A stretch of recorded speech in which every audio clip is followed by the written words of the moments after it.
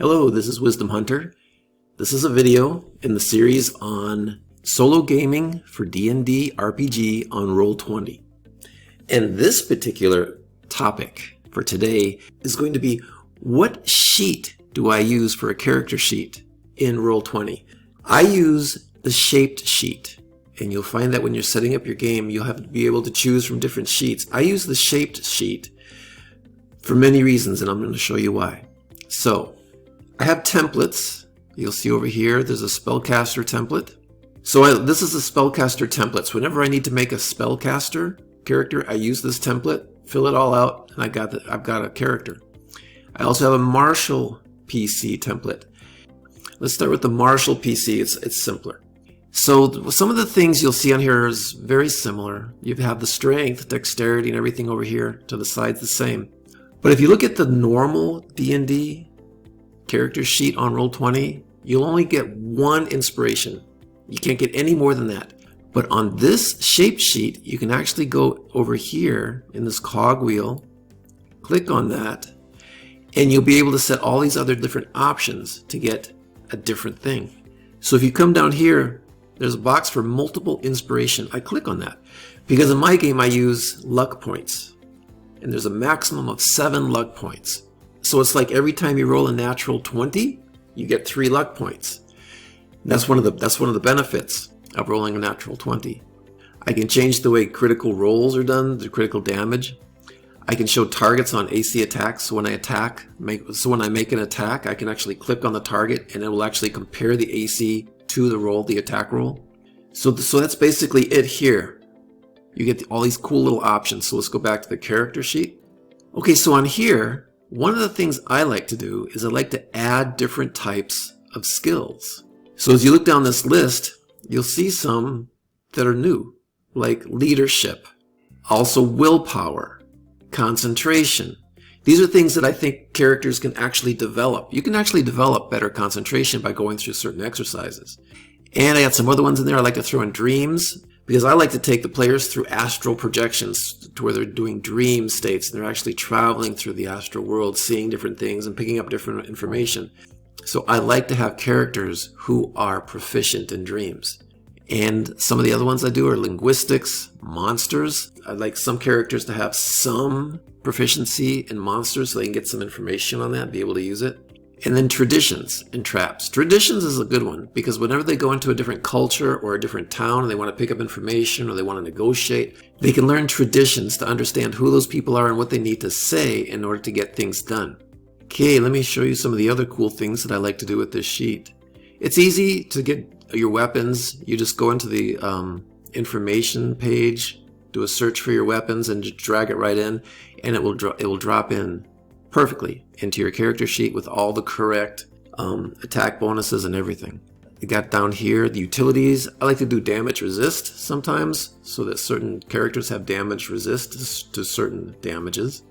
And madness, levels of disease and exhaustion. I can track their diseases and exhaustion from poison or disease, or levels of corruption. I like to do corruption. So there's certain levels of corruption that the characters will go through, and when they reach a 3rd level of corruption and go beyond that, they go insane and were taken out of the game. And I'd like to do shadow points. That's all based on shadow points. So as PCs collect shadow points, I can actually come in here and say, okay, let's say this character has 3 shadow points, and enter that. So now the character has 3 shadow points, and when they get up to 11, they've achieved a level of corruption. So I like to do that, and this gives me the ability to quickly keep track of that. You're down here. You'll have your shield, unarmored defense, whatever you need to do. You can just drag it right in. It goes in perfectly and drops in with all the correct adjustments to your AC. And down here you'll have your equipment. But one of the big things I really like is over here. You'll see this long list of modifiers. And so you look down this list and you'll see Hunter's Mark. So if the Ranger wants to do Hunter's Mark, the Ranger just clicks on Hunter's Mark, and the attack that the Ranger does in that point in time gets all the extra dice rolled for that attack. And down below, you'll have Rage. So if you have a Barbarian and you Rage, you just click on that, go ahead and make your attacks. Whatever you're doing, as long as you're raging, you keep that clicked on.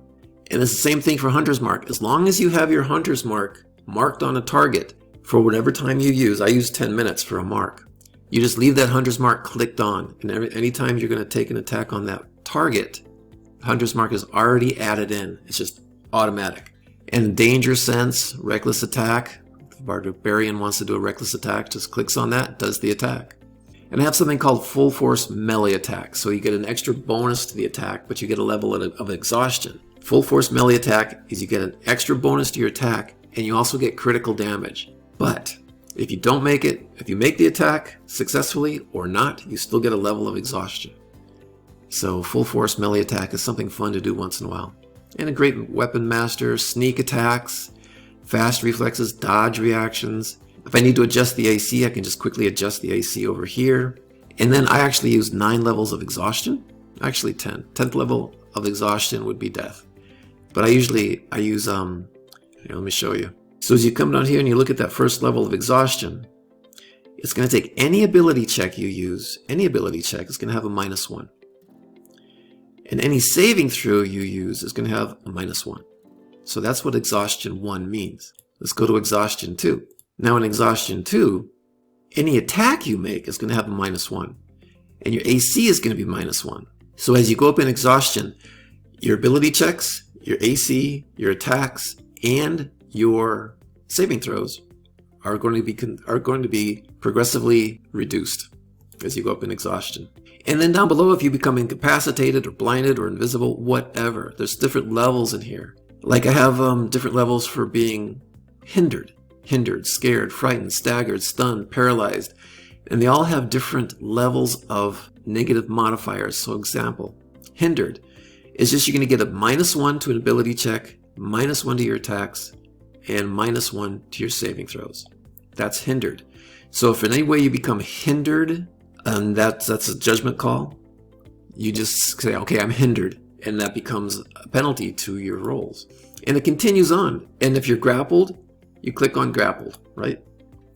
And if you become restrained during a grapple, you click on grappled and restrained, and you get all those accumulated modifiers to your rolls. And if you're grappling, that's different. If you're grappled, that's one condition. You have negative. You have limitations on what you can do. If you're grappling, you get some bonuses to what you do. So we open up grappling. You actually get a +2 to your melee attacks if you're grappling. Because you have control of the situation, you can actually control your attacks better. In prone, you get -2 to your weapon attacks and a -2 to your AC. So everything becomes very automatic in this type of sheet. You just click on a few things and go ahead and play. So that's the martial. And the only difference with the Spellcaster template is that you can actually just take spells, drop them right into the sheet, and as you need to use them, you hover over it, you can see what it does. Hover it down, you can see what each spell does. And then if you wanted to actually cast the spell, let's say you wanted to cast Cure Wounds, you can see what it does, and then just click on it. And let's say we'll do a spell level 1. And then we just got, as you can hear, we just got the result in chat. I'll go over there and check real fast. The result is 9 hit points. So whoever received that Cure Wounds got 9 hit points. So you can see that the spells become very easy. This hovering over it and seeing what the spells do is very, very useful. Because you can go through this really fast and then think what you want to do, click on it, and then do it. And I use spell points, and that's one of the nice things about this shaped sheet, is it allows you to do spell points really easy. In the tokens that I have for a character, you'll have those 3 circles up above, and one of those circles I'll make for spell points. And so they'll start out with 9 in this example, and then if I cast a 2nd level spell, I'll deduct that by 2 points. So then they would have 7 spell points. Like down here, come down here, I would make one of these circles spell points. Like let's say this circle right here, this blue circle, I could say 9 for spell points. And if I cast a 2nd level spell, -2, now there's 7 spell points left. So I can continue casting spells until I run out of spell points.